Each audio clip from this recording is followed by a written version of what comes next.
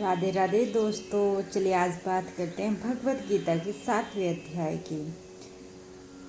भगवान शिव ने कहा, हे पार्वती, अब मैं तुम्हें श्री भगवत गीता के 7वें अध्याय की महिमा बताऊंगा, जिसे सुनकर ऐसा लगता है कि कानों में दिव्य अमृत से भर गए। पाटलिपुत्र एक बड़े नगर का नाम है, जिसके कई बड़े द्वार हैं। उस नगर में शंकुकर्ण नाम का एक ब्राह्मण रहता था। उसने एक व्यापारी का व्यवसाय अपना लिया था और बहुत बड़ी संपत्ति अर्जित कर ली थी, परंतु उन्होंने कभी भी किसी प्रकार की भक्ति क्रिया नहीं की थी और न ही अपने पूर्वजों से निर्मित आवश्यकता अनुष्ठान किए थे। वह बहुत अमीर हो गया, इतना कि बड़े बड़े राजा भी उसके घर पर भोजन करते थे। शंकरकरण भी सबसे कंजूस व्यक्ति था। वह अपना धन जमीन के अंदर दबाकर रखता था। एक बार जब वह ब्राह्मण अपने बच्चों और अन्य रिश्तेदारों के साथ अपने चौथे विवाह के उद्देश्य से जा रहा था, तो वे रात्रि विश्राम के लिए एक स्थान पर रुके। जब वह सो रहा था तो एक सांप ने आकर उसे काट लिया। जब उनके बेटे और रिश्तेदारों को पता चला कि उन्हें सांप ने काट लिया, तो उन्होंने डॉक्टर और मंत्रोच्चारण को बुलाया, लेकिन कोई भी शंकरकरण की मदद नहीं कर सका और शीघ्र ही उसकी मृत्यु हो गई। उसके बाद उन्हें प्रेत सर्प, एक सांप भूत का शरीर प्राप्त हुआ।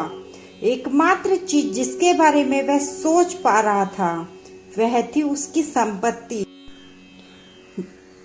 जो उस घर के पास दबी हुई थी जहां वह रहता था।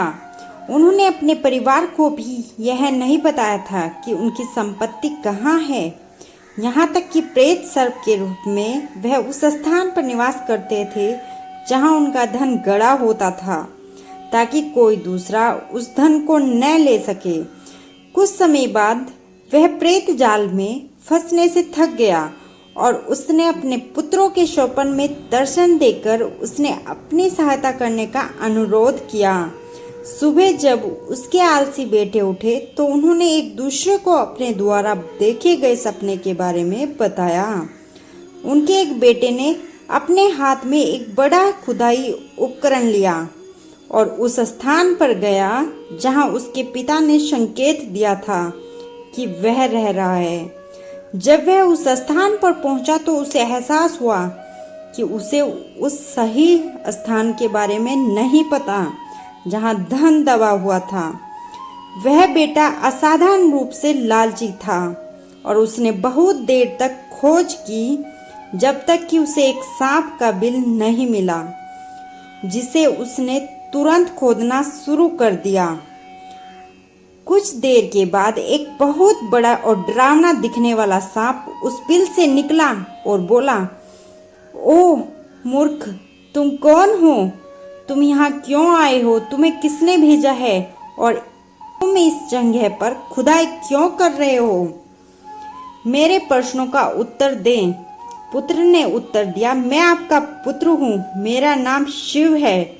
कल रात स्वप्न में मैंने देखा कि इस स्थान पर गुप्त खजाना गड़ा हुआ है और मैं उसे लेने आया हूँ। जब उन्होंने शिव को इस प्रकार बोलते हुए सुना तो प्रेत सर्प हंसने लगा और बोला, यदि तुम मेरे पुत्र हो तो मुझे इस नरकीय स्थिति से मुक्त करने के लिए आवश्यक अनुष्ठान क्यों नहीं कर रहे हो?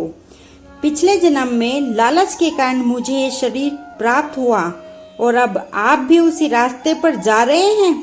बेटे ने पूछा, मेरे प्यारे पिताजी, कृपया मुझे बताइए, आप इस नरकीय स्थिति से कैसे मुक्त हो सकते हैं? प्रेत सर्प ने कहा, किसी भी प्रकार के दान, तपस्या या यज्ञ से नहीं, केवल भगवती गीता के 7वें अध्याय के पाठ से मैं ही जन्म और मृत्यु के चक्र से मुक्त हो पाऊंगा। मेरे प्रिय पुत्र, कृपया श्राद्ध समारोह करें और उस दिन भगवती गीता के 7वें अध्याय का जप करने वाले एक ब्राह्मण को आमंत्रित करें और बहुत स्वादिष्ट भोजन खिलाएं। इसके बाद शिव ने अपने दूसरे भाइयों के साथ अपने पिता के निर्देशों का पूरा किया। जब ब्राह्मण श्री भगवत गीता के 7वें अध्याय का जाप कर रहे थे, शंकरकरण ने प्रेत सर्प से उस भयानक शरीर को त्याग दिया, एक दिव्य 4 शस्त्र शरीर प्राप्त किया। उसी समय उन्होंने अपने पुत्रों को आशीर्वाद दिया और उन्हें बताया कि उनकी संपत्ति कहाँ है और फिर बैकुंठ के लिए प्रस्थान कर गए। इन पुत्रों का मन भगवान कृष्ण की भक्ति में स्थिर हो गया था। उन्होंने उस धन का उपयोग मंदिर बनाने, कुएं खोदने, भोजन वितरण करने में किया। वे सभी प्रतिदिन भगवती गीता के 7वें अध्याय के पाठ में लगे रहते थे और शीघ्र ही उन्होंने भगवान कृष्ण के चरणों में कमल प्राप्त हो गए। भगवान शिव ने कहा, हे पार्वती, मैंने तुम्हें भगवत गीता के 7वें अध्याय की अद्भुत महिमा बताई है। जो कोई इस वर्णन को सुनेगा वह सभी पापों से मुक्त हो जाएगा। राधे राधे।